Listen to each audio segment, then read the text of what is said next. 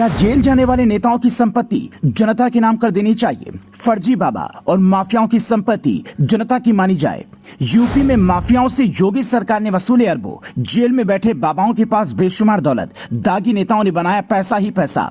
पाई पाई के लिए तरस रहे भारत के करोड़ों लोग। भ्रष्टाचारी नेता, फर्जी बाबा और माफिया काट रहे मौज। जैसे को चाहिए तैसा।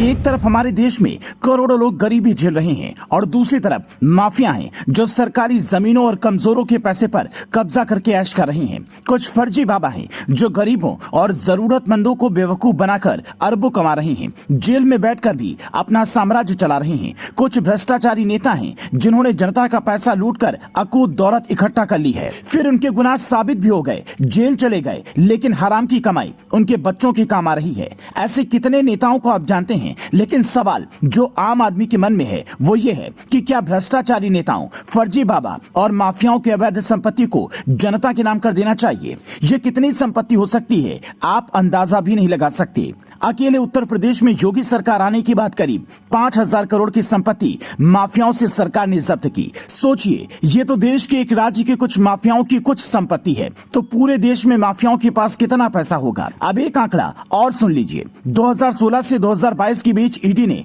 85,000 करोड़ से ज्यादा की संपत्ति भ्रष्टाचारियों से जब्त की। हर साल का आंकड़ा भी आपको बताएंगे, लेकिन पहले कुछ ऐसे बाबाओं के पैसे की हकीकत भी जान लीजिए जिन्हें अदालत ने दोषी ठहरा दिया है और वो जेल में सजा काट रहे हैं। पहला है गुरमीत राम रहीम, जिसे रेप का दोषी माना गया और जेल में समय बिता रहा है।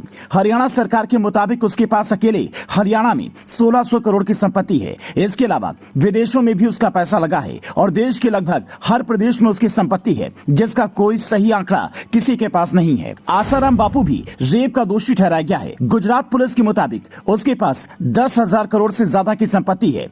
एक और संत हैं रामपाल, जो सलाखों के पीछे हैं और उसके पास अरबों की संपत्ति है।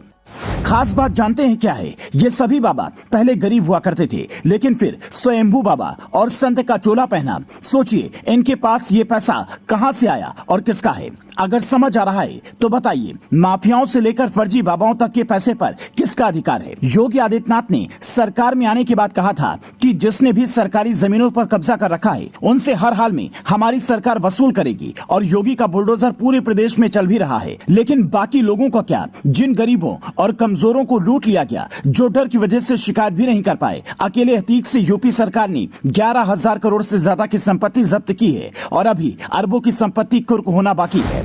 मुख्तार अंसारी से योगी सरकार ने करीब 500 करोड़ रुपए की संपत्ति जब्त की। गैंगस्टर यशपाल से 150 करोड़ से ज्यादा की संपत्ति जब्त की गई। भूमाफिया देवेंद्र सिंह से 110 करोड़ की संपत्ति जब्त की। ऐसे ही न जाने कितने गैंगस्टर, माफिया, भ्रष्ट नेता और फर्जी बाबा हैं जिनके पास अभी भी अकूत संपत्ति है जो गलत तरीके से अर्जित की गई। बताइए, उसके साथ क्या किया जाना चाहिए? Bureau report, news flash.